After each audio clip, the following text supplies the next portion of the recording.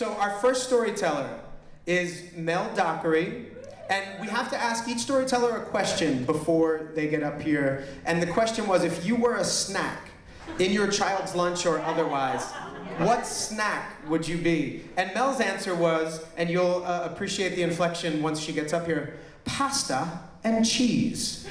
So I think that translates to macaroni and cheese. But Mel Dockery, please come up and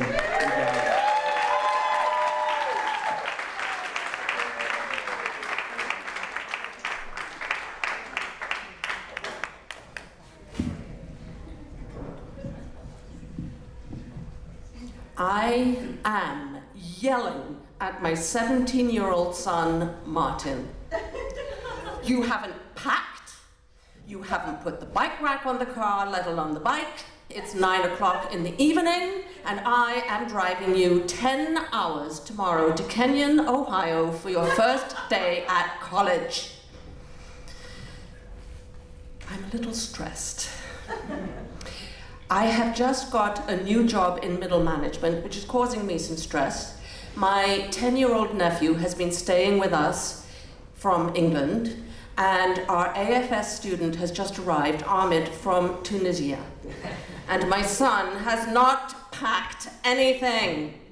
Needless to say, he goes out. And I do not sleep a wink. I hear him come home sometime between 3 and 4 o'clock in the morning, which does not help my mood. And so I am extremely happy at 8 o'clock in the morning to wake him up and watch him pack. Now, the packing mostly consists of milk cartons full of records and CDs, which he puts into the trunk of my enormous and most ridiculous Buick, which is the car that I have, which guzzles about a gallon of gas a mile. Ridiculous. He takes a few clothes, but not many. So eventually he's put the bike rack on, he's put the bike on, and we are ready to set off somewhere between 10 and 11, which is much later than I wanted to set off anyway. And my husband and Ahmed and the 10-year-old nephew are waving us goodbye, hoping that I never come back. We get halfway down the driveway and the bike rack falls off the car and the bike. I am now white hot. I'm not just red hot, I am white hot. And I know that if I even turn to do anything to converse with him at all, I will lose it and not be responsible for my actions. And so I get out of the car, I leave the car door open, I walk away, and I hear this plaintive voice behind me saying, "Mom, talk to me, say something." But I can't, I'm just too angry, and I storm into the house, and I storm into the living room, and I turn on the television to whatever channel is on, and it is Dennis the Menace. I hate Dennis the Menace, this sycophant family with this cute little boy who is always doing such funny little things, and my family is not like this at all. And I watch out of the corner of my eye as I see Martin trying desperately to put the bike rack back on the car and the bike on the bike rack, and it is not working. And I last about 15 minutes, and I storm out there and I say, "Take the wheels off the bike, put the bike in the back of the Buick." Tim, who is going to drive with me, my second son, take the front seat, even though there's plenty of room in the front in this ridiculous Buick, and Martin, sit in the back seat. There's about 12 inches for him to sit in, and he does. He sits there, and we roll back down the driveway with the three of them, even lower waves, hoping I never come back. And all the way to the George Washington Bridge, I am saying, I never, ever want to speak to this boy again.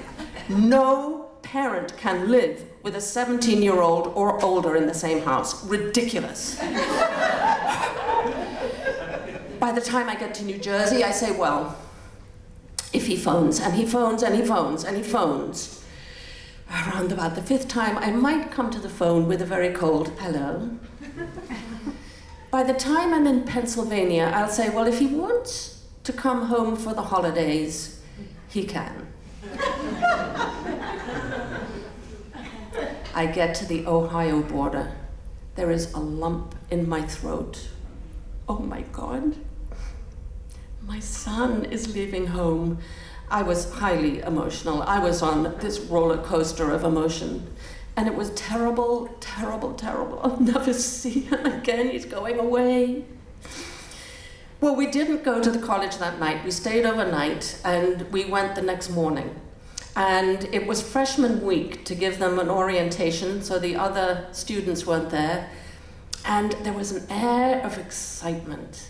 You know, there were all these fathers and mothers and brothers and sisters and cousins and aunts and I don't know who helping their freshmen move into the dorms. And they're all carrying milk cartons full of records and CDs and sound equipment. Nobody seems to care about clothes. It's going to be a very loud 4 years at Kenyon College, I guess.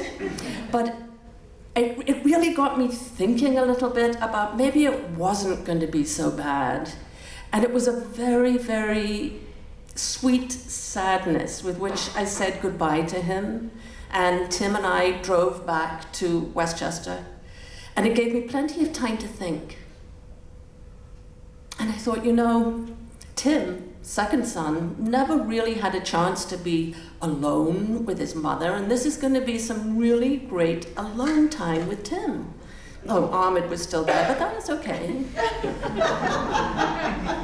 And then I thought, what's the alternative? What is the alternative to your child never leaving home? Absolute disaster. Not just for the people that they have to live with, but for them, because they're tied to the mother's apron strings. They never can leave the mother. Even after she dies, they are tied to those apron strings because they never learned to fly. They never learned to be independent. They never learned to be themselves. Oh, but it was so hard to let go. Such a bitter pill, and obviously I did not swallow it with much joy or much eagerness.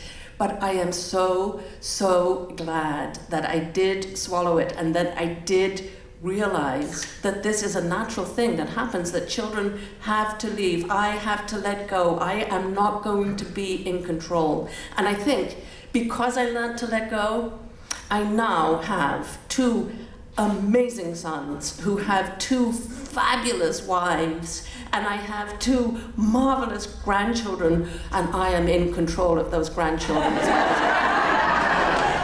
And life is good.